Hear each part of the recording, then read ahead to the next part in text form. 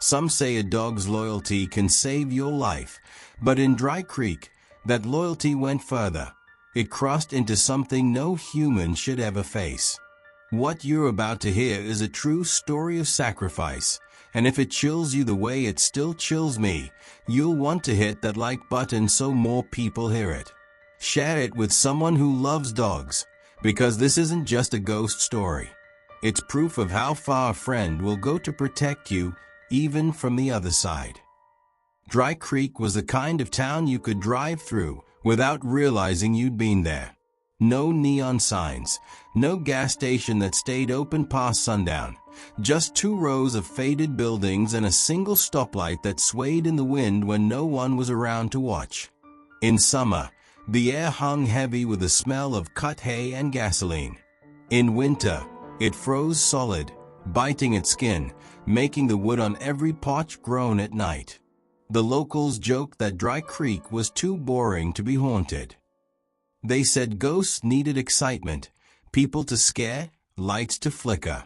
But those who'd lived there long enough knew better. The quiet had its own weight here, and when night fell, it pressed in like a second skin. On the far edge of town, where the asphalt turned to gravel, stood a 2-story farmhouse that had been in the Miller family for 3 generations. It sat on a strip of land bordered by endless cornfields on one side and a grove of old oak trees on the other. Those oaks were older than anyone could remember. So old, in fact, that when the county cleared land for new housing in the 70s, they left that grove untouched. Roots too deep, the surveyor had said, though no one ever figured out whether he meant it literally. That's where Nate grew up. 17 years old, restless, and carrying that small-town boredom like a stone in his pocket. His father owned the grain silos just past the rail yard, and his mother ran the diner on Main Street. In a place where most families scraped by, the Millers had it better than most. Not rich enough to stand out, but comfortable enough to be noticed, and sometimes, being noticed in Dry Creek wasn't a good thing. Nate's world was small. The school bus picked him up at the corner, the same corner where it dropped him off every afternoon.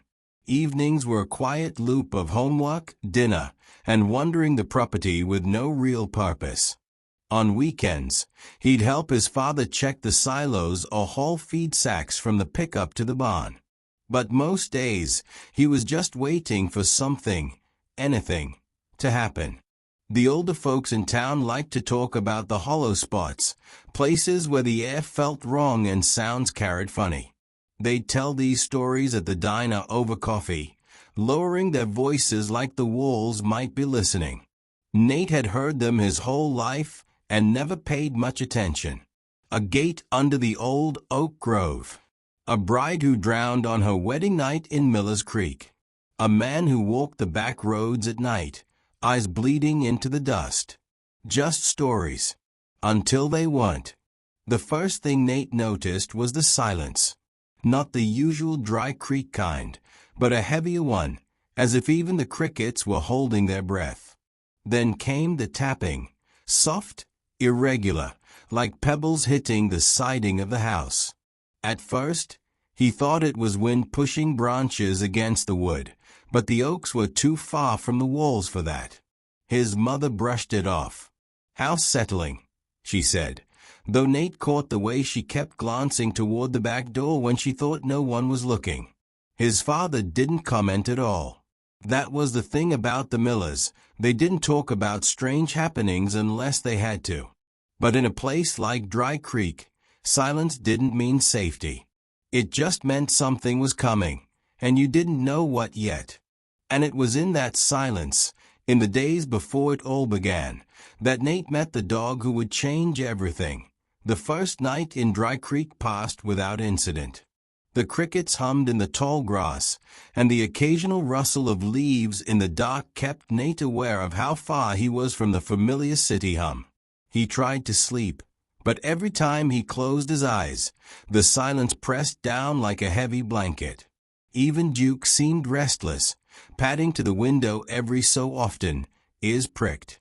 By morning, The air was damp with a faint mist rolling in from the hills.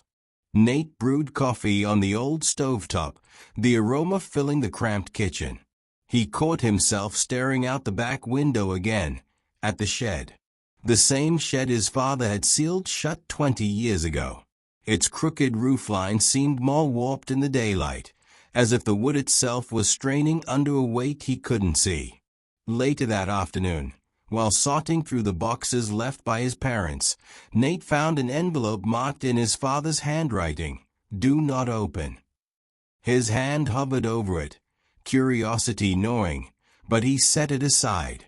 He told himself it could wait, but deep down, he knew he'd open it. Just not yet. That night, as the wind picked up and branches scratched against the siding, Nate heard the first knock. It wasn't a rap at the door, but a heavy, deliberate thud, as though someone had stepped onto the porch. Duke's head shot up, a low growl curling from his throat. Nate froze, every instinct telling him to check, but his body refused to move. Then came another thud, the sound of weight shifting on old wooden boards. Nate swallowed hard, finally forcing himself toward the front window. He pulled the curtain back a fraction, and saw nothing but the empty yard swaying in the wind. Yet the boards creaked again, this time closer to the door. Duke pressed against Nate's leg, hackles raised, eyes locked on the door. When Nate finally gathered the courage to open it, the porch was empty. Only the old rocking chair moved, not with the wind, but with the slow, measured sway of something unseen still sitting there. Nate stepped back inside, locked the door, and whispered to Duke, "It's just the wind." But Duke kept staring at that chair until long after it stilled. The wind over Dry Creek carried the smell of rain that night, but no storm ever came. Nate lay in bed, eyes open in the dark, listening. His mother's soft breathing came from the next room, steady and oblivious. Down the hallway, the old grandfather clock ticked in a slow, patient rhythm, like it was counting down to something. The day had been heavy. Everyone in town knew what happened. Dogs don't just run into the road without reason, and Red had never been the type to chase after cars. Folks whispered that maybe Nate had been careless, but those who knew the boy kept quiet. He'd been quiet too, barely eating, staring out the kitchen window at the yard where Red used to sleep. It was just past midnight when Nate heard it.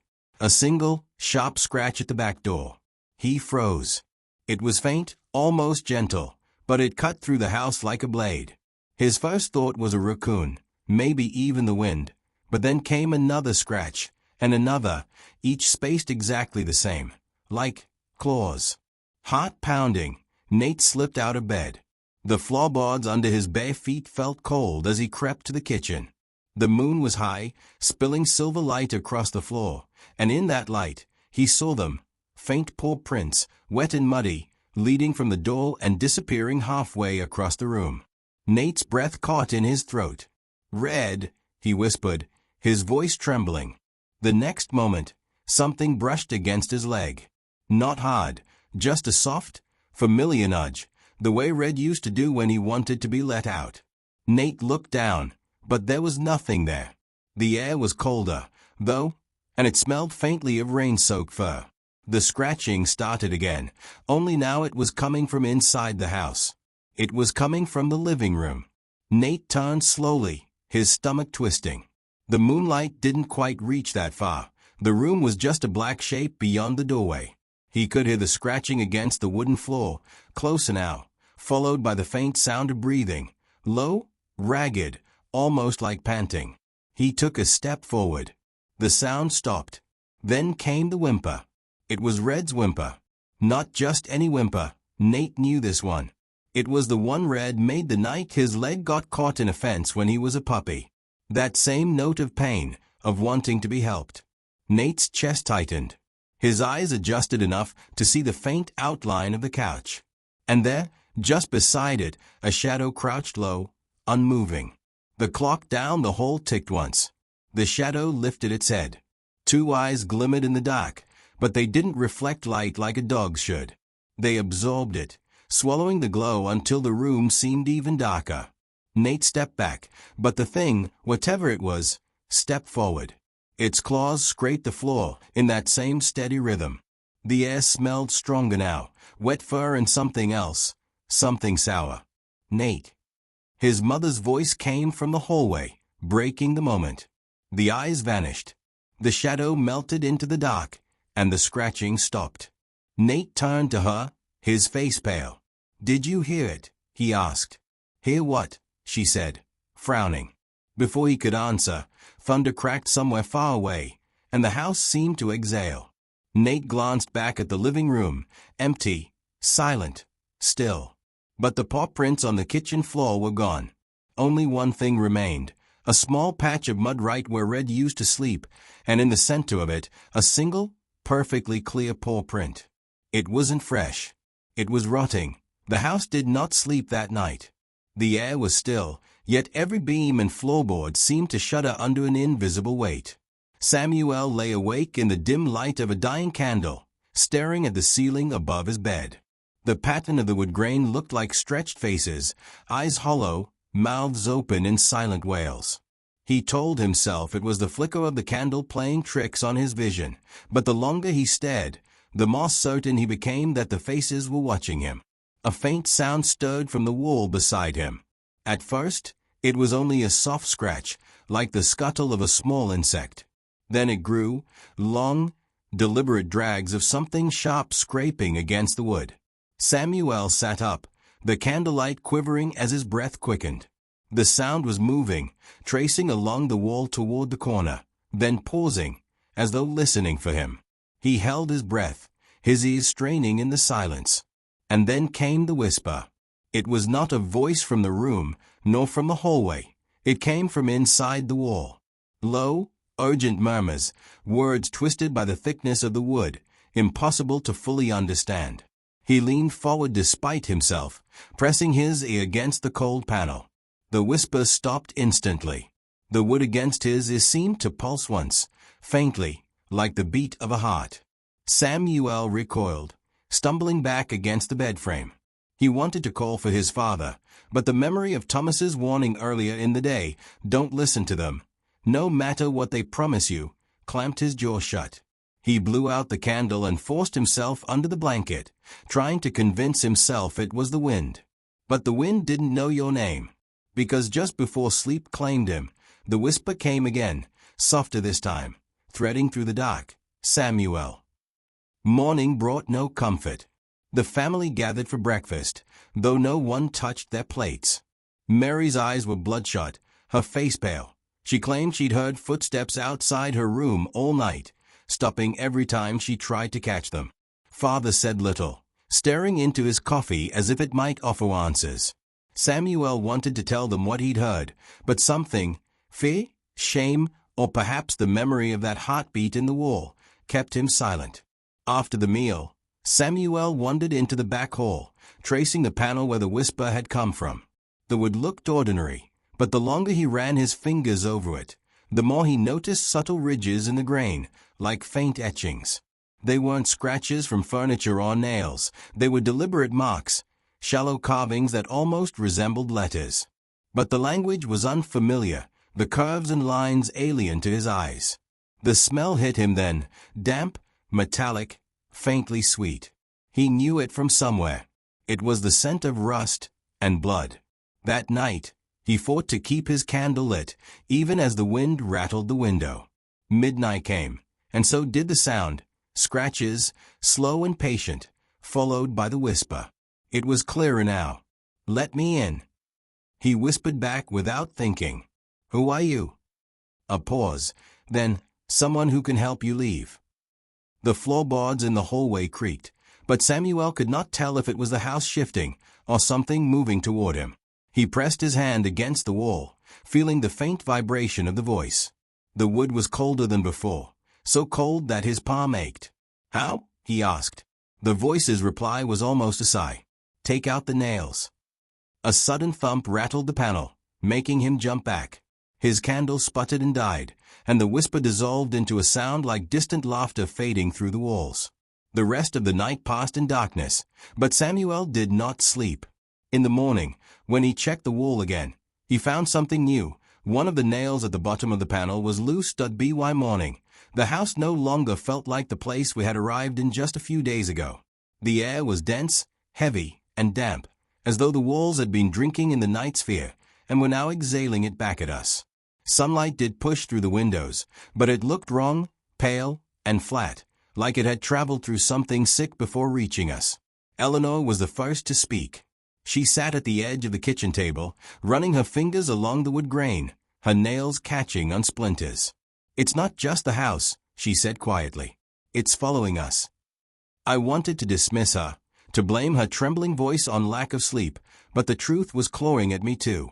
The scratches on the hallway wall, the ones I had scrubbed away the night before, were back, deeper, fresher. And this time, they weren't just lines. They formed something that looked disturbingly like letters. When I traced my hand over them, I felt heat. Not the warmth of wood and sunlight, but something alive. No one ate breakfast. We just sat, listening to the faint creak of the ceiling above us, the slow groan of beams shifting under a weight we couldn't see. The air had that faint copper taste again, like blood, thin and metallic, sitting on the back of my tongue. Around noon, Thomas decided to confront whatever was happening. "If something wants us gone," he said, "it can damn well come out and say it." He grabbed the old lantern from the mantel, struck a match, and made his way to the cellar door. The rest of us followed, though not out of bravery. It felt more like gravity, a pull into something inevitable. The cellar smelled of earth and mildew, but underneath was a sharper scent, sweet and rotting, like overripe fruit left in the sun. We found the source quickly. In the far corner, half buried in the dirt, was a small wooden box. The lid was warped, swollen from moisture, but when Thomas pried it open, the stench doubled. Inside were bones, small ones, fragile, and wrapped in cloth that had once been white. Eleanor gasped and stepped back, pressing her hand to her mouth. I couldn't look away. The cloth wasn't just stained. It was covered in dark symbols, hand-inked in something I didn't want to identify. Symbols that looked like they had been written in desperation rather than ceremony. The air shifted again, heavier now. My ears began to ring. Somewhere in the blackness beyond the cellar walls, something moved. Not quickly, but with intent, like it had been waiting for us to find this. Thomas slammed the lid shut and shoved the box back into the earth, his hands shaking. "We're leaving," he said, his voice cracking. But even as he said it, I knew it wouldn't matter. Some things, once uncovered, don't let you walk away. They cling. They remember. They follow. And as we climbed the cellar stairs, I felt it, a weight settling on my shoulders, something unseen but solid. Like I was carrying more than myself now. The hallway felt longer than it should have been. Each step we took seemed to stretch the distance, the shadows along the wallpaper bending like they were alive. The air carried that same faint smell of mildew and old wood, but now there was something sharper underneath it, something metallic. I didn't say it out loud, but I knew Ryan smelled it too. His jaw was tight, eyes flicking to the closed doors on either side of us. We reached the end of the corridor, where we both swore there had been nothing but a dead end earlier. Yet now, a door stood there. It was old, its paint peeling in uneven strips, revealing the raw wood beneath. No knob, no keyhole, just a faint, blackened outline where one might have been, long ago. "Did you notice this before?" Ryan whispered. I shook my head. "No, and we've walked this way twice already." The door hummed, faint, like a distant electrical current, but it was there. My fingertips tingled when I reached out to touch it. The wood was cold, too cold for something inside the house. My pulse quickened, a warning I didn't want to listen to. Without thinking, Ryan pressed his palm flat against it. The wood gave under his touch, not like wood should, but like wet clay. And then it breathed. The surface seemed to draw in air, pulling at us, and I could swear the sound was like a sigh escaping from the other side. We stepped back instinctively, but the door moved first. It swung inward without a sound, revealing a pitch-black room. No furniture, no windows, just dark, but not empty. I could feel something inside before I saw it. A presence, watching, waiting. My throat tightened. The light from the hallway barely reached past the doorway, but what little did spill inside seemed to get swallowed whole. Ryan took a cautious step forward. I think there's a... He froze mid-sentence. His eyes locked on something in the corner. I followed his gaze. At first, I thought it was a pile of old blankets. But then, the blankets shifted. They unfolded, slow and deliberate, and a face emerged, pale, stretched too long, with eyes so deep-set they seemed to be nothing but dark pits. It didn't move toward us. It just watched, head tilted slightly, as though it was curious about how long we'd stand there before we ran. The smell hit me then, not mildew, not metal, but something rotten. Old meat. My stomach turned. Close it, I said. My voice came out sharper than I intended.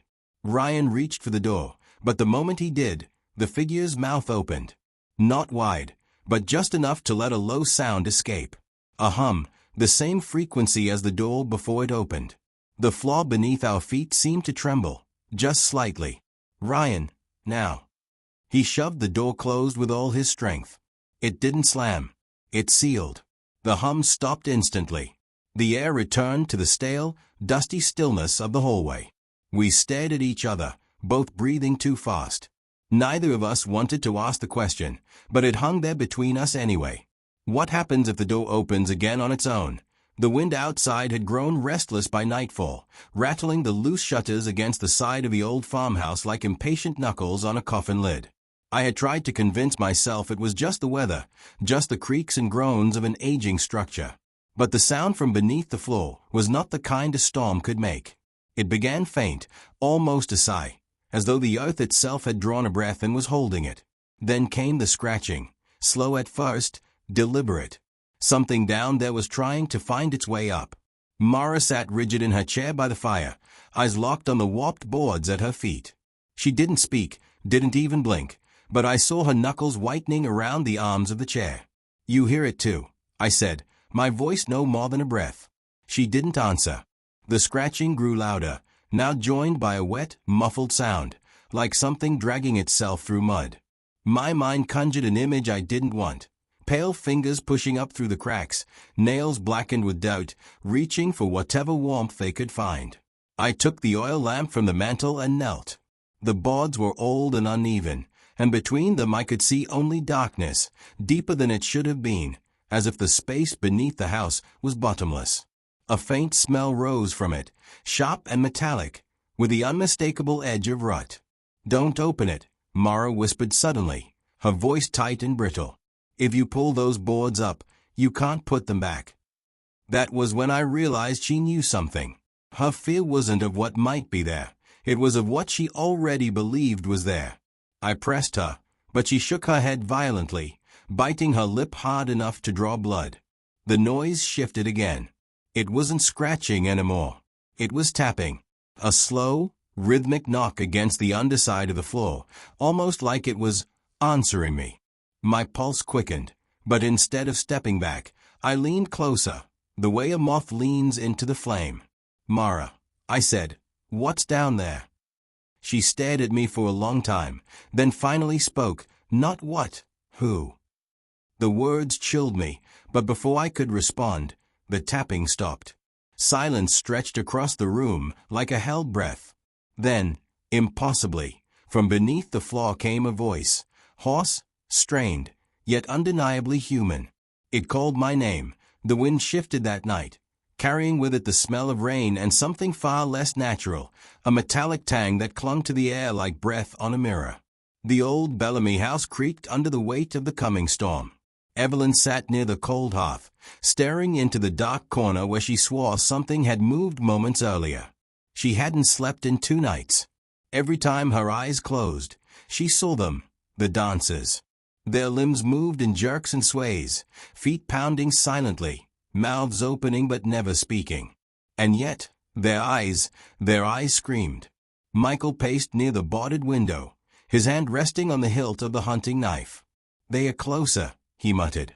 His voice carried a certainty that Evelyn didn't question anymore. He seemed to sense the unseen things before they appeared. The first sound came just past midnight, a slow, deliberate tapping. Not at the door. not at the walls. From inside the house. Evelyn's chest tightened.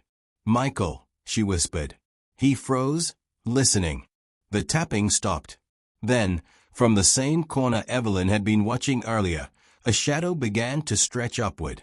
It didn't move like a person, more like ink spilling into the air, pulling itself into a form that only vaguely resembled human shape.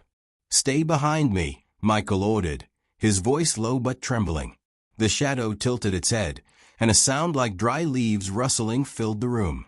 Evelyn realized it wasn't random noise, it was speech. Words so old they didn't belong to their century, scraping at the edges of her mind. "Do you hear it?" she asked. Michael's grip on the knife tightened. "I hear enough."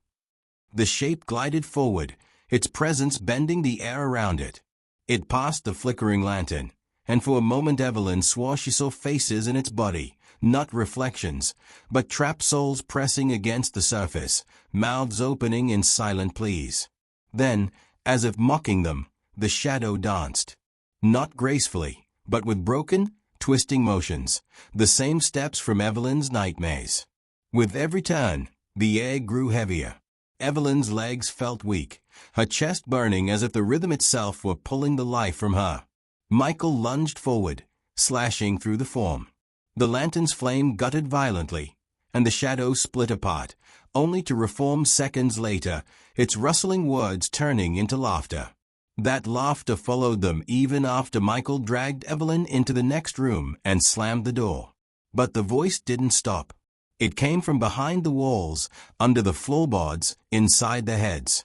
Words they couldn't understand, yet each syllable felt like a command. Evelyn felt her body wanting to move, her toes twitching, her knees trembling. Michael shook her. "Don't let it in." Outside, the rain began. But it wasn't the cleansing sound of a storm. The drops hit the roof in an unnatural rhythm. 3, pause, 2, pause, 1. A beat. A dancer's count. And somewhere deep in the house, the tapping started again. The town no longer felt like the same place. Streets that once held the scent of bread and coffee now reeked of smoke, rust, and something deeper, an acrid stench that clung to the back of the throat like rot. Windows were boarded up, lamps unlit. The air had grown heavy, as though every breath pulled you deeper into the soil beneath your feet. Eleanor stood at the center of Main Street, her hands trembling despite the biting cold. She had not slept for 2 nights, her mind refusing to quiet. She could hear them again, the footsteps in the walls of her house, the slow dragging sound along the floorboards, the faint whispers through the plaster. They weren't words she recognized. They were something older. Thomas had warned her after the fire. "Don't dig through what's left. Don't touch the ash." But Eleanor had ignored him. In the ruins of the old Whitfield barn, she'd found something, small, blackened, and warm to the touch. A fragment of carved wood, its grooves filled with soot. She didn't understand why holding it made her teeth ache or why she could hear faint humming when it rested in her palm. She only knew she couldn't let it go. By evening, Thomas came to her door. His face looked thinner, eyes shadowed. "You've kept it," he said, not as a question. "It's calling to you." Eleanor's voice cracked. "It feels like it's inside me, like it's waiting." They walked together through the hushed streets toward the barn ruins. Every step brought the wind sharper against their skin, the air colder despite the season.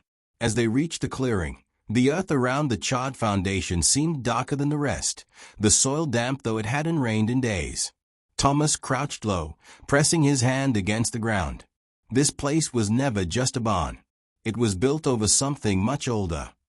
His voice dropped to a whisper. "They buried it here after the first time." Eleanor clutched the fragment. Buried what? The soil beneath their feet shifted, faintly at first. A slow, almost imperceptible rise and fall, like breathing. Then came the sound, a deep, rhythmic thud, like a heartbeat under the ground. The wind died. The air thickened. The ashes at the center of the ruin stirred, curling upward into the shape of something that wasn't human. Eleanor couldn't move. The humming in her ears had grown louder, filling her skull until her vision blurred. Thomas grabbed her arm, pulling her back, but her feet felt anchored. The fragment in her hand burned hot, its edges digging into her skin as though it wanted to fuse with her flesh. "You need to let it go," Thomas shouted, but his voice sounded far away. The heartbeat grew faster. The soil cracked. Something beneath was pushing upward. And then, from within the earth, a voice, not a whisper, but a groaning, resonant tone, spoke her name. The sun barely touched the horizon when the air grew heavy, as if the sky itself sensed what was coming. The house stood silent now, its windows dark and its walls steeped in the smell of damp wood and decay. Inside, every creak of the floorboards sounded like the whisper of something unseen. This was not the silence of peace. It was the silence of a place holding its breath. I had returned one last time, against every warning, against my own better judgment. My hands trembled not from fear alone, but from the weight of knowing that once I crossed that threshold, there would be no coming back unchanged. The door opened too easily, as though the house had been waiting for me. Inside, the air was colder than it should have been, a damp chill that seemed to cling to my skin. I moved through the hallway, each step echoing far longer than it should, as if the walls themselves were repeating my movements in mockery. Then I saw it, the same shadow I had glimpsed before, now larger, stretching unnaturally across the walls despite there being no light source to cast it. It moved before I did. Slowly, deliberately, the shape uncoiled itself from the corner and glided forward. Its edges wavered like smoke, but its presence was solid, undeniable. I should have run. Instead, I stood frozen, my breath shallow, my pulse thundering in my ears. "You came back," a voice murmured, though no mouth formed the words. It wasn't sound as much as it was a thought placed directly into my head. I tried to speak, but my lips wouldn't obey. The shadow stopped just short of me, its form towering, its darkness swallowing the hallway whole. Then, without warning, it reached forward. Not a touch, not even contact, just a sudden pull, as though my bones were being drawn toward it. Images slammed into my mind. The faces of those who had disappeared, each twisted in silent screams, their eyes wide with the same horror I now felt. And then, among them, I saw my own face. I don't remember falling. I don't remember screaming. Only the suffocating black that rushed over me, drowning out the sound of my heartbeat until there was nothing left. When I awoke, I was outside. The sun had risen, yet the warmth didn't reach me. The house was gone, not abandoned, not ruined, gone, as though it had never existed. But the shadow? It was still with me. I could feel it in the way people's eyes slid past me on the street, in the way mirrors showed me just a fraction darker than I should be. It didn't matter where I went or how far I traveled. It followed, patient, quiet, and endlessly watching. And deep down, I knew the truth. The last shadow wasn't in the house anymore. It was me.